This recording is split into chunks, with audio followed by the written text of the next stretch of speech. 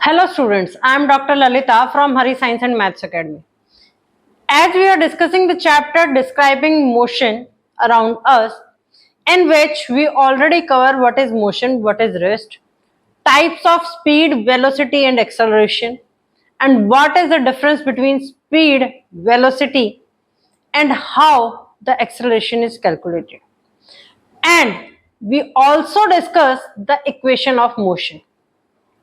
Today we are going to discuss the acceleration due to gravity. सबसे पहले हम ये समझते हैं कि इसके अंदर व्हाट इज ग्रेविटी। ग्रेविटी क्या होती है?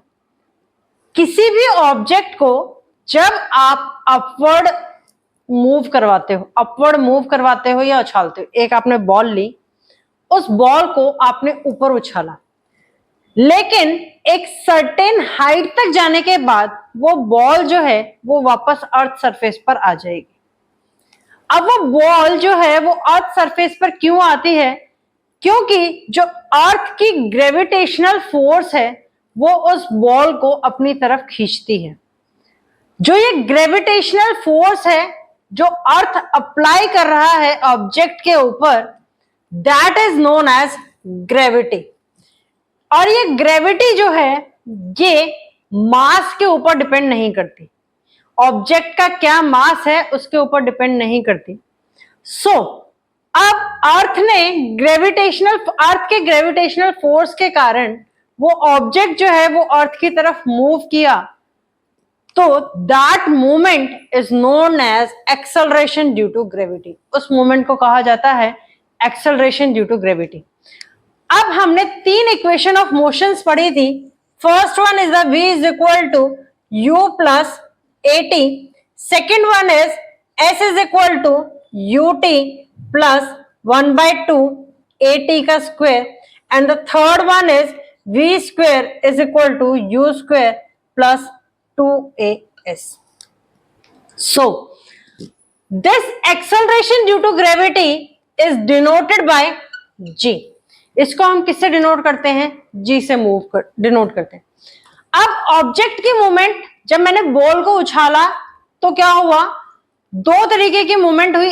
एक मूवमेंट थी जब बॉल जो है वो अपवर्ड मूव कर रही थी, और एक सर्टेन हाइट तक जाने के बाद बॉल जो है उसकी मूवमेंट स्टार्ट हुई डाउनवर्ड।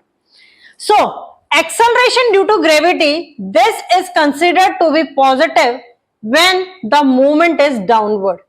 जब मूवमेंट जो है वो डाउनवर्ड है तो उस केस में हमारे पास एक्सेलरेशन जो ड्यू टू ग्रेविटी जो होता है that is considered to be positive, and this g is considered to be negative when the movement is upward. अगर मैं मूवमेंट की बात कर रही हूं तो ये मूवमेंट है किसी ऑब्जेक्ट की। Now the equation of motion of a body dropped from a certain height. जब किसी ऑब्जेक्ट को एक सर्टेन हाइट से नीचे ड्रॉप किया जाए तो उस केस में इक्वेशन ऑफ मोशंस क्या होंगे? मैंने मान लिया कि ये मेरे पास ऑब्जेक्ट है, ऑब्जेक्ट P, इसको हाइट h से जो है वो ड्रॉप किया गया। हाइट h से जब मैं इसको ड्रॉप करूंगी तो इनिशियली इस P ऑब्जेक्ट की जो वेलोसिटी है दैट इज इक्वल टू 0। अब वो ड्रॉप किया है, डाउनवर्ड डायरेक्शन में है, तो एक्सेलरेशन क्या हो गया? g हो गया। लेकिन जब हम किसी बॉडी को ड्रॉप करते हैं तो एयर क्या करती है? उसको रेजिस्टेंस ऑफर करती है, ठीक है। लेकिन जब हम फ्रीली फॉलिंग बॉडी की बात करते हैं, फ्रीली फॉलिंग बॉडी, तो उसमें हम ये मान के चलते हैं कि एयर रेजिस्टेंस जो है वो हमारा क्या है? 0 है। फ्रीली फॉलिंग बॉडी क्या है? जिसमें मेरे पास एयर रेजिस्टेंस जो है वो क्या है? हम उसको इग्नोर कर रहे हैं। एयर रेजिस्टेंस को हम क्या कर रहे हैं? इग्नोर कर रहे हैं, ठीक है। 0 तो नहीं हो सकता बट हम उसको क्या कर रहे हैं? इग्नोर कर रहे हैं। Then that object is said to be freely falling body. अब मेरे पास इक्वेशन ऑफ मोशंस क्या थी? v is equal to u plus gt, first equation थी। बट u की वैल्यू मेरे पास क्या है?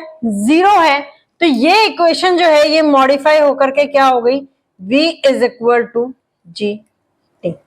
इन case of object body is falling from a certain height.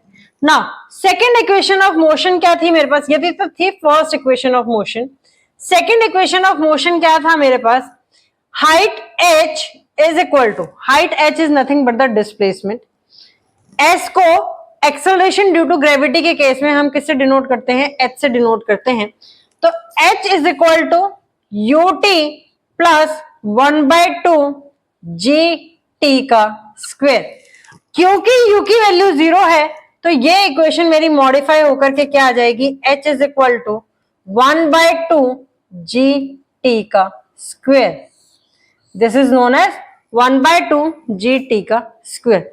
Now third equation of motion की बात करूं तो थर्ड इक्वेशन ऑफ मोशन क्या है, v square is equal to u square plus 2gh। क्योंकि u की वैल्यू 0 है तो यहां पर मेरे पास क्या हो गया, v square is equal to 2gh। अब देखो, जब आपने किसी ऑब्जेक्ट को एक हाइट से ड्रॉप किया तो उसको उस हाइट से लेकर के अर्थ सरफेस तक पहुंचने में कुछ टाइम लगा। That time is known as time of descent. The time taken by an object to fall from a certain height and reach to the earth surface.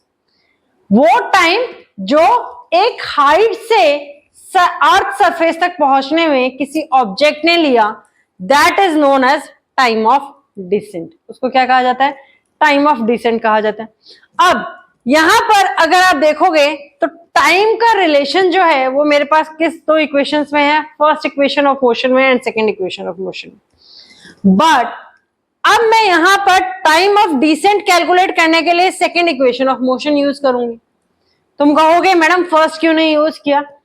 मैंने टाइम ऑफ डिसेंट की definition में क्या बताया कि कोई object जब एक height से ड्रॉप किया जाता है तो उस हाइट से लेकर के अर्थ सरफेस तक पहुंचने के लिए उसको जो टाइम चाहिए, that time is known as time of descent. इसका मतलब टाइम और हाइट जो है उसने जो कवर करी उसके अंदर रिलेशन होना चाहिए। तो टाइम और हाइट के रिलेशन में मेरे पास कौन सी इक्वेशन आती है, सेकेंड इक्वेशन ऑफ मोशन आती है। दैट्स वाई मैंने सेकेंड इक्वेशन ऑफ मोशन को यूज किया। तो यहां से मेरे पास सेकेंड इक्वेशन ऑफ मोशन को यूज करके मेरे पास क्या वैल्यू आती है, 2h डिवाइडेड बाय g इसका square root. This is known as time of descent. ये तो बात हुई जब मैंने ऑब्जेक्ट को ड्रॉप किया था सर्टेन हाइट से। अब बात करते हैं जब मैं किसी ऑब्जेक्ट को अपवर्ड मूव करती हूँ, मींस उसको उछालती हूँ या उसको बाउंस करवाती। मैंने एक बॉल है उसको क्या किया, ऊपर थ्रो किया, तो वो क्या करेगी, एक सर्टेन हाइट तक जाएगी और उसके बाद उसकी डाउनवर्ड मूवमेंट स्टार्ट होगी। Now in that case how these equations of motion जो है वो मॉडिफाई होंगी, let us discuss about that. Now, the equation of motion of a body projected vertically upward. Projected vertically upward का मतलब है जब हमने उसको ऊपर उछाला उस टाइम पर इक्वेशन ऑफ मोशंस जो है वो कैसे चेंज होती है। देखो, जब हम अपवर्ड मूवमेंट करवा रहे हैं ऑब्जेक्ट की तो इक्वेशन ऑफ मोशंस मेरे पास क्या है, first equation of motion is v is equal to u minus gt। Second equation of motion is h is equal to ut minus 1/2 gt square, and third equation of motion is v square is equal to u square minus 2gh। जब आप body को किसी भी object को vertically ऊपर जो है वो वर्टिकली अपवर्ड मूव करवाते हो तो इट मींस आपने उसको इनिशियल वेलोसिटी जो है वो प्रोवाइड की है। ठीक है, इनिशियल वेलोसिटी क्या है इस केस में, वो मेरा u है। तो मेरे पास ये बॉडी थी जिसको हमने वर्टिकली अपवर्ड जो है वो प्रोजेक्ट किया, तो उस केस में इसकी इनिशियल वेलोसिटी क्या हो गई, u हो गई।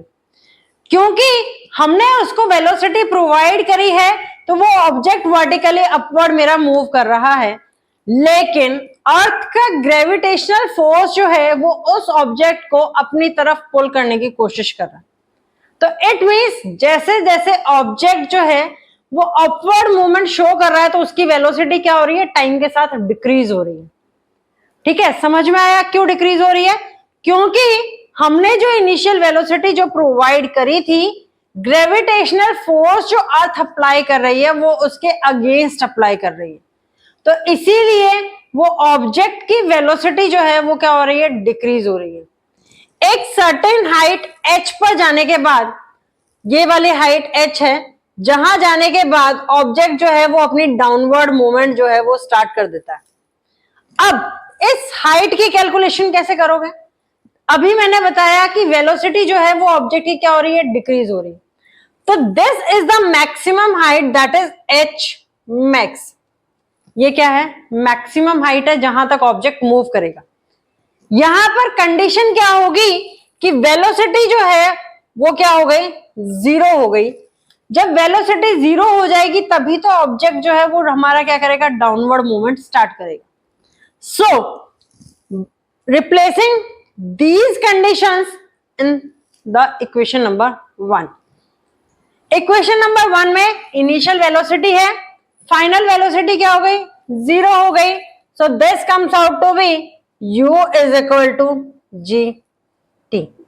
ये इक्वेशन बन गई मेरी किस केस में? वर्टिकली अपवर्ड मूवमेंट की केस में। सेकेंड केस, यहां मेरा एज इट इज रहेगा, that is h is equal to u T minus 1/2 g t का square. And in third case v की वैल्यू जो है वो क्या हो गई? जीरो हो गई। तो यहां अगर मैं देखूंगी तो ये मेरा क्या बस बन गया? U square is equal to 2g h। h है तो यहां मेरी वैल्यू आ जाती है h मैक्स, क्योंकि h मैक्स वो कंडीशन है जहां पर v की वैल्यू जो है वो क्या हो जाती है? जीरो हो जाती है। So from this equation h max की वैल्यू जो है वो कितनी आती है? That is equal to u square divided by 2g। कि इनिशियल वेलोसिटी क्या थी उसके ऊपर डिपेंड करेगी कि मेरी मैक्सिमम हाइट जो है वो ऑब्जेक्ट वर्टिकली अपवर्ड मूवमेंट में कितनी ऑब्टेन करेगा। ठीक है, that is depending upon the initial velocity u, क्योंकि g जो है उसकी वैल्यू फिक्स है, वो चेंज नहीं होगी।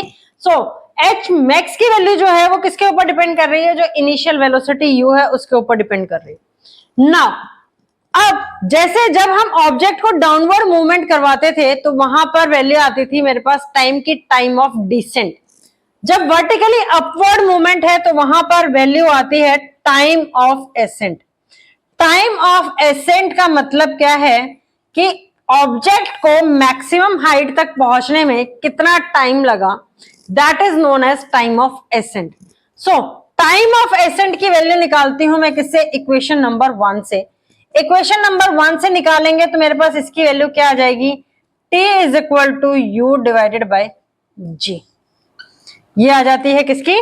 टाइम ऑफ एसेंट की वैल्यू। अब बात करते हैं कि एयर जो है वो भी रेजिस्टेंस ऑफर करता है।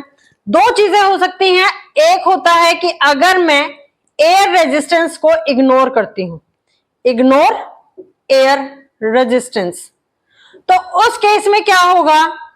उस केस में टाइम ऑफ डिसेंट जो है, time of descent is equal to time of ascent. ठीक है, अगर हम बात करते हैं considering air resistance, air resistance को भी हम क्या कर रहे हैं? कंसिडर कर रहे हैं। This is the case when air resistance is neglected और ignored. When considering the air resistance को जब हमने कंसिडर किया तो उस केस में time of ascent is greater than time of descent. क्यों ग्रेटर होगा?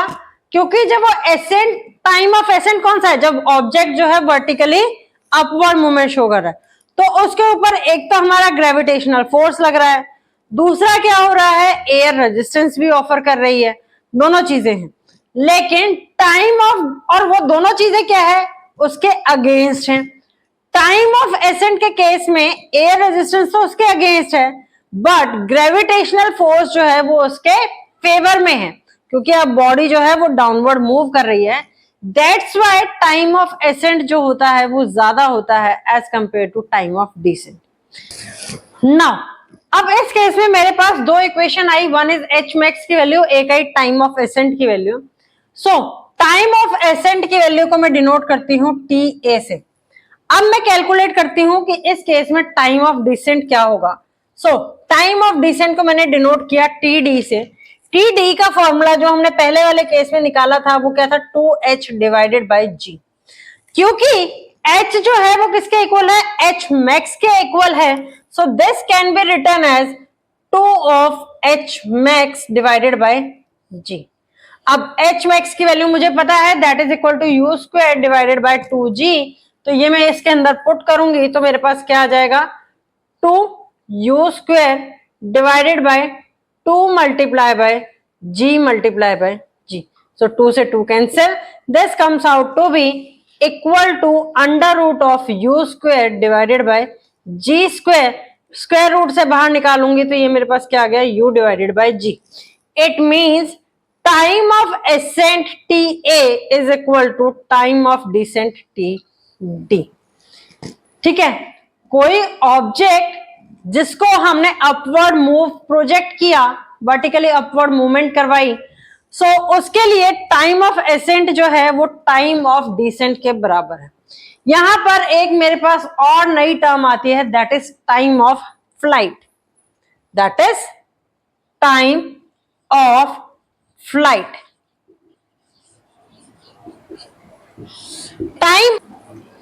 टाइम ऑफ फ्लाइट है टोटल टाइम, वो टोटल टाइम जिस टाइम पर बॉडी जो है वो एयर में है from the plane of projection.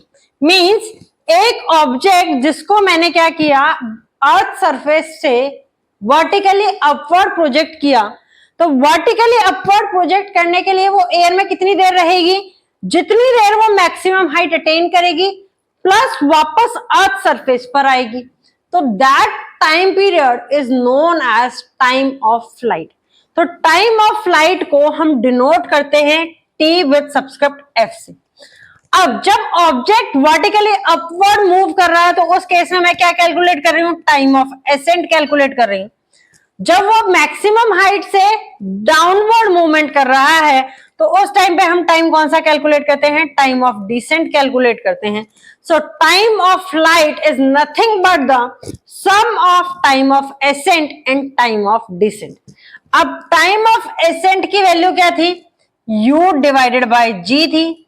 Time of descent की वैल्यू क्या थी, that is also u divided by g। सो दोनों को ऐड करेंगे तो मेरे पास क्या आ जाएगा, 2u divided by g. This is the time of flight. Now, depending upon the equation of motion and today's topic, that is acceleration due to gravity, we are going to solve the numerical problems. So the very first problem is, question number 1 is, starting from home, Karan pedals the bicycle to attain a velocity of 6 meters per second. In 30 second. करण ने अपने घर से bicycle को pedal करना start किया और उसने एक वेलोसिटी 6 मीटर पर सेकेंड जो है वो अटेन कर ली, कितनी देर में, t is equal to 30 seconds में। Now then he applies brake, उसके बाद क्या करता है, वो ब्रेक अप्लाई करता है such that the velocity of the bicycle comes down to 4 meter per second in the next 5 seconds। जब ब्रेक अप्लाई किया तो नेक्स्ट 5 सेकंड के अंदर बाईसाइकिल की जो वेलोसिटी थी वो डिक्रीज होकर के कितनी हो गई, 4 मीटर पर सेकंड हो गई। Calculate the acceleration in both the cases. अब आपको क्या दे रखा है, वेलोसिटी दे रखी है और टाइम दे रखा है और आपको क्या निकालना है, एक्सेलरेशन निकालना है। तो इक्वेशन ऑफ मोशन जो है, फर्स्ट इक्वेशन ऑफ मोशन जो है वो अप्लाई होगी। देखो 3 इक्वेशन ऑफ मोशन लिखी मैंने, v is equal to u plus at, second one is s is equal to ut plus 1 by 2 at का square, and third one is v square is equal to u square plus 2as। ये तीनों equation of motion है। Doubt ये arise होता है कि इन तीनों equation of motion में से हम कौन सी इक्वेशन यूज करेंगे। यहां पर भी मुझे क्या चाहिए, डिस्प्लेसमेंट चाहिए, डिस्प्लेसमेंट या डिस्टेंस चाहिए, वो दे रखा है, नहीं दे रखा तो ये इक्वेशन ऑफ मोशन अप्लाई नहीं होगी, क्योंकि मुझे एक्सेलरेशन भी नहीं पता और डिस्प्लेसमेंट भी नहीं पता। सेम केस है सेकेंड इक्वेशन के साथ, मुझे एक्सेलरेशन ए भी नहीं पता और डिस्प्लेसमेंट भी नहीं पता, तो ये इक्वेशन ऑफ मोशन भी अप्लाई नहीं होगी। तो इक्वेशन ऑफ मोशन कौन सी अप्लाई होगी?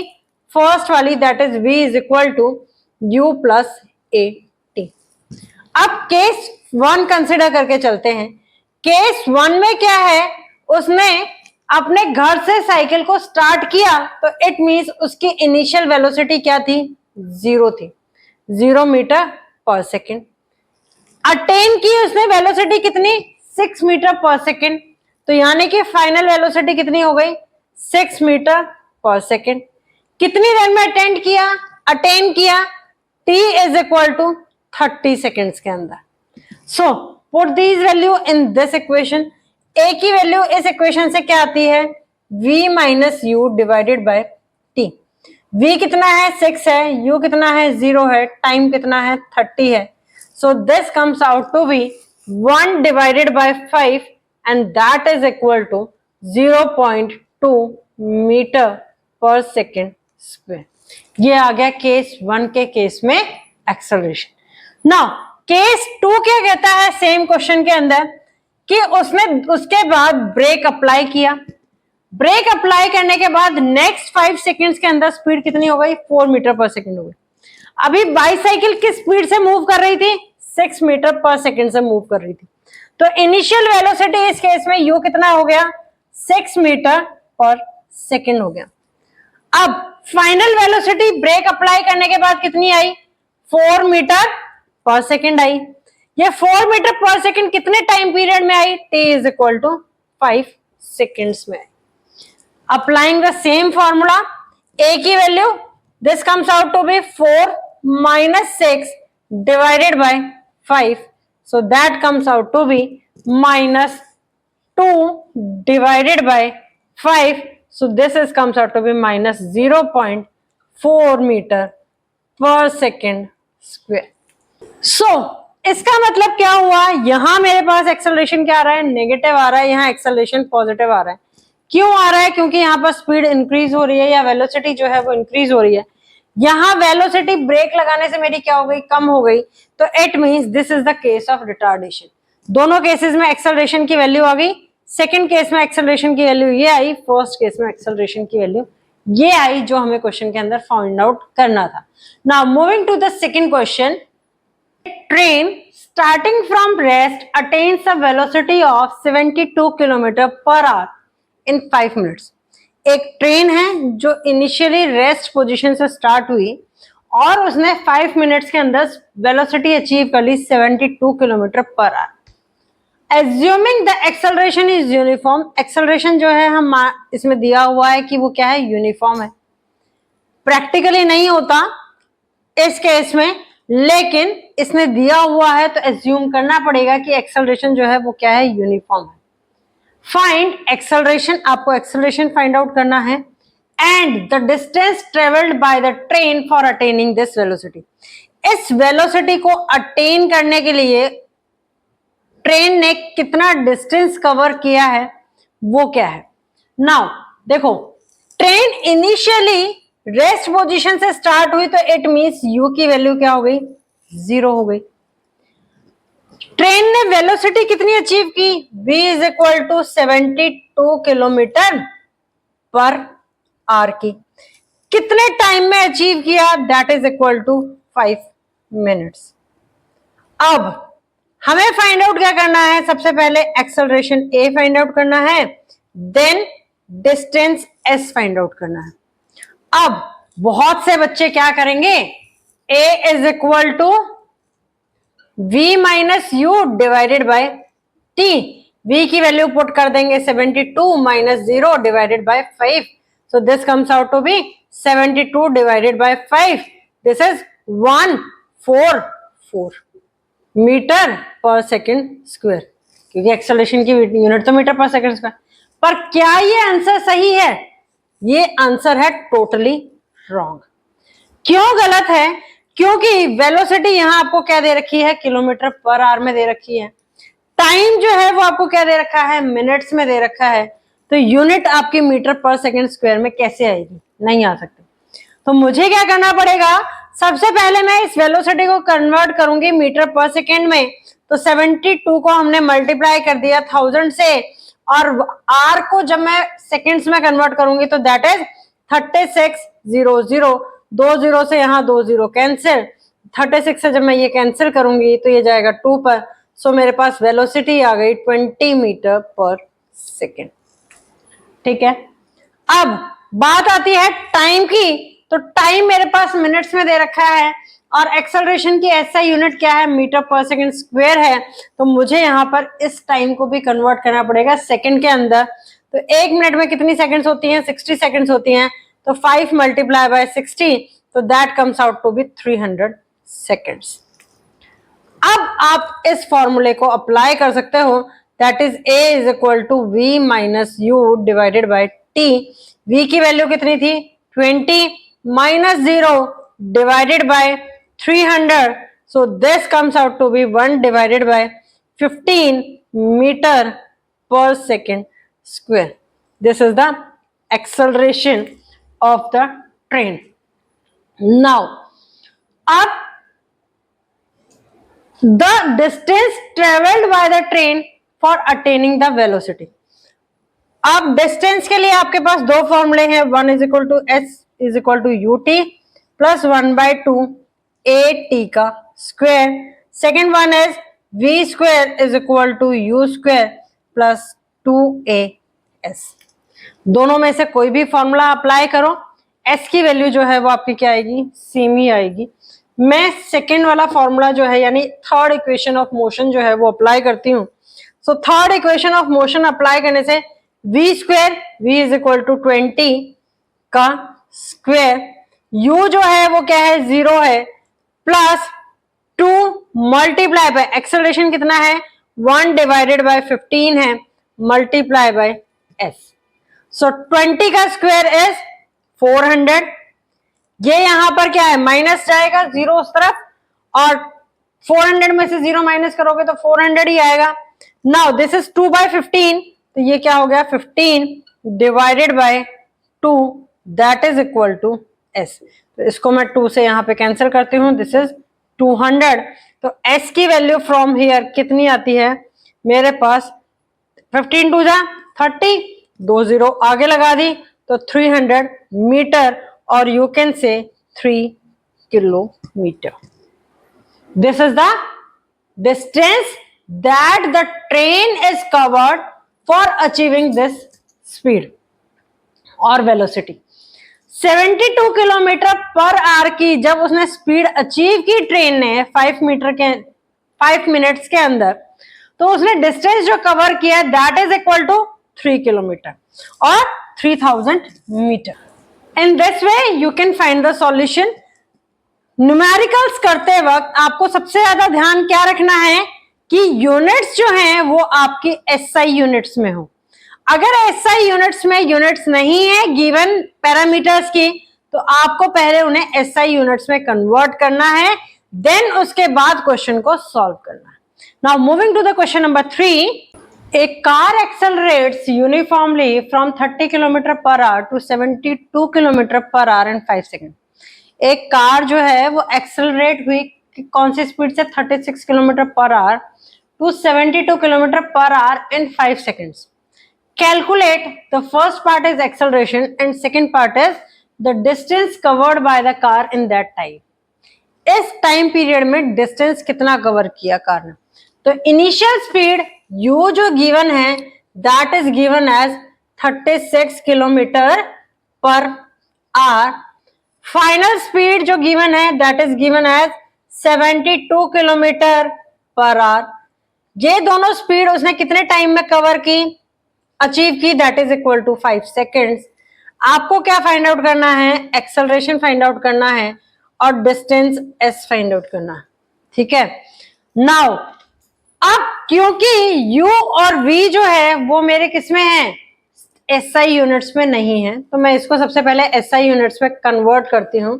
That is 36 multiply by 1000 divided by 3600, so this comes out to be 10 metre पर सेकेंड। हो गया।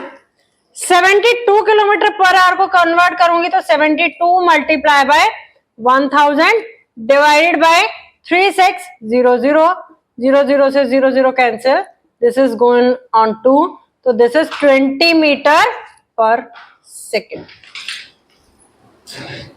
हो गई वैल्यूज। नाउ एक्सेलरेशन की वैल्यू निकालने के लिए मेरे पास v दे रखा है, u दे रखा है, सो एक्सेलरेशन का फॉर्मूला क्या आ गया, a is equal to v minus u divided by t, so this comes out to be 20 minus 10 divided by 5, this is 10 divided by 5, so the answer comes out to be 2 metre पर second square. Acceleration की value कितनी आ गई, 2 metre पर second square. अब मुझे find out करना है s की वैल्यू। s फाइंड आउट करने के लिए मेरे पास वही फिर दो इक्वेशन बचती हैं, s is equal to ut 1/2 at का square, second equation is v square is equal to u square plus 2as। Now अब इसमें मैं सेकेंड इक्वेशन क्यों अप्लाई नहीं करूंगी, क्यों अप्लाई नहीं करूंगी, क्योंकि मुझे यहां पर s की वैल्यू निकालनी है कितने टाइम पीरियड में, जो 5 सेकेंड टाइम पीरियड दे रखा है उसके अंदर। तो सेकेंड इक्वेशन के अंदर मेरा टाइम जो है वो इन्वॉल्व नहीं है पोजीशन के साथ या डिस्टेंस के साथ, तो मैं ये इक्वेशन यूज नहीं कर सकती। तो इक्वेशन कौन सी यूज होगी, सेकेंड इक्वेशन ऑफ मोशन।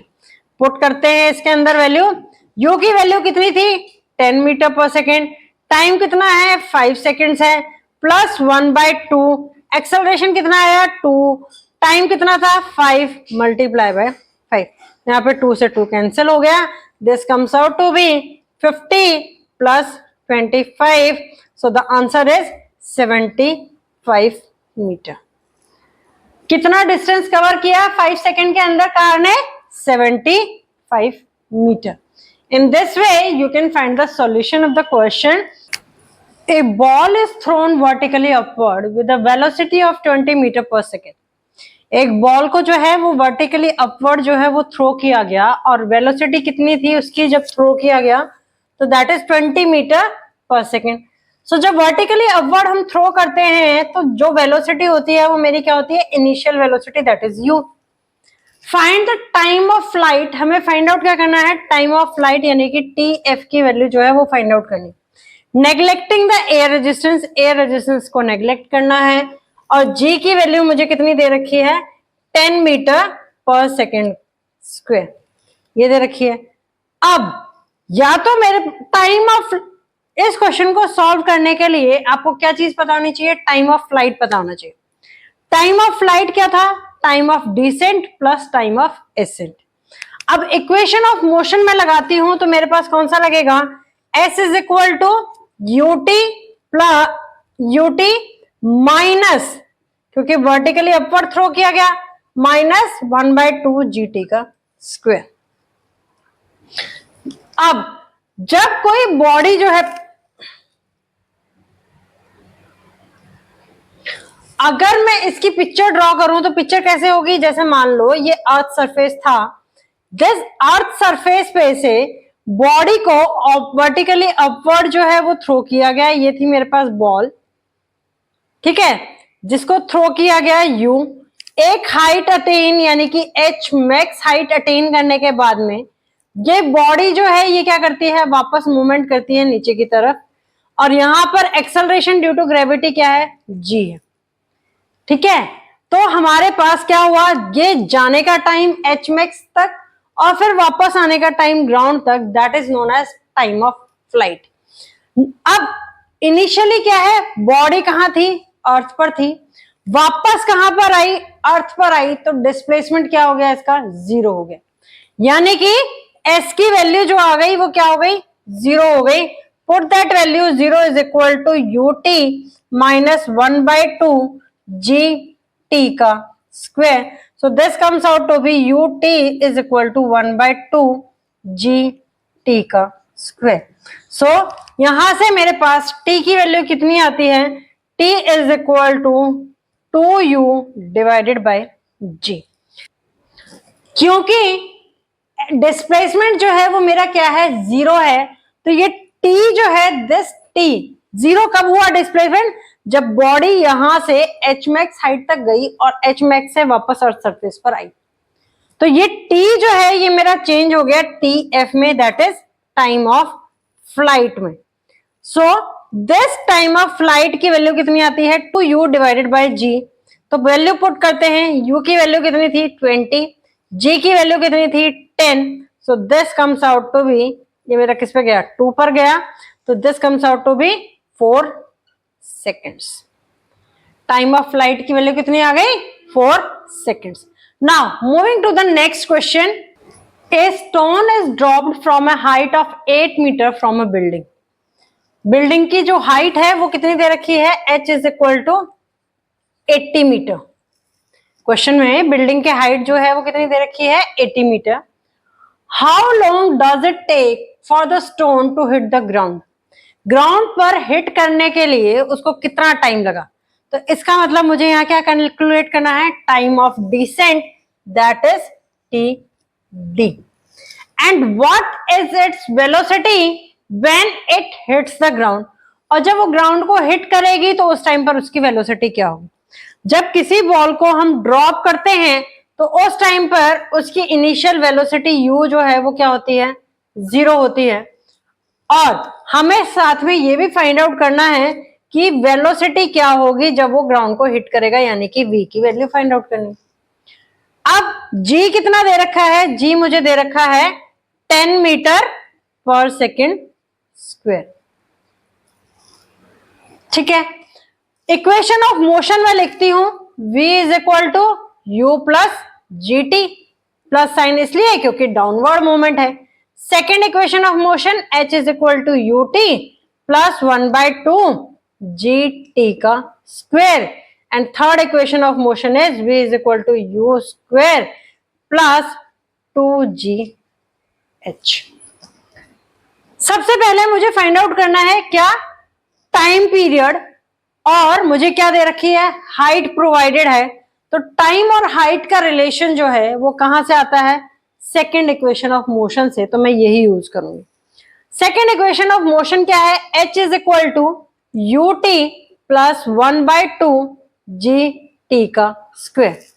क्योंकि इनिशियल वेलोसिटी 0 है और h मुझे कितना दे रखा है 80 मीटर दे रखा है, तो 80 is equal to 0 plus 1/2, g की वैल्यू 10 दे रखी है और t जो है वो क्या है मेरा यहाँ पर टाइम ऑफ डिसेंट है, तो मैं इसको डिनोट करूंगी टी डी का square.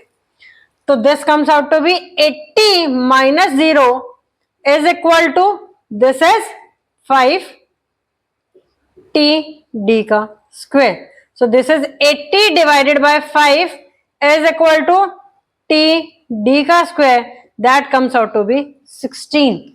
So time of descent is equal to square root of 16। क्योंकि टाइम पीरियड नेगेटिव नहीं होता तो टी डी की वैल्यू कितनी आ गई 4 सेकेंड्स। यानी कि 80 मीटर की हाइट से ग्राउंड तक पहुंचने में स्टोन को टाइम कितना लगा 4 सेकेंड्स का। नाउ अब हाइट और वेलोसिटी दोनों का रिलेशन किसके अंदर है, फर्स्ट इक्वेशन ऑफ मोशन अगर मैं यूज करती हूं तो इसमें हाइट का रिलेशन नहीं है वेलोसिटी के साथ, तो मैं ये इक्वेशन तो यूज नहीं कर सकती। मुझे v की वैल्यू फाइंड आउट करने के लिए रिलेशनशिप कौन सा यूज करना पड़ेगा, जो थर्ड इक्वेशन ऑफ मोशन है। तो थर्ड इक्वेशन ऑफ मोशन को यूज करते हुए v square is equal to 0 plus 2 multiply by g is 10 and h is 80। So v square की जो वैल्यू आएगी that is 80, 8 to the 16 and 00। So v is equal to square root of 1600, that comes out to be 40 meter per second. In this way you can find the solution of the question. Now this is all about the today's lecture. Try to read and solve the question from the books. Still, if you are facing any difficulty in any of the question, you can post your query in the comment box. Tomorrow I will meet you with a new topic. Till then, please like, share and subscribe the channel for the video notification. Your one share means a lot for the channel. Thank you.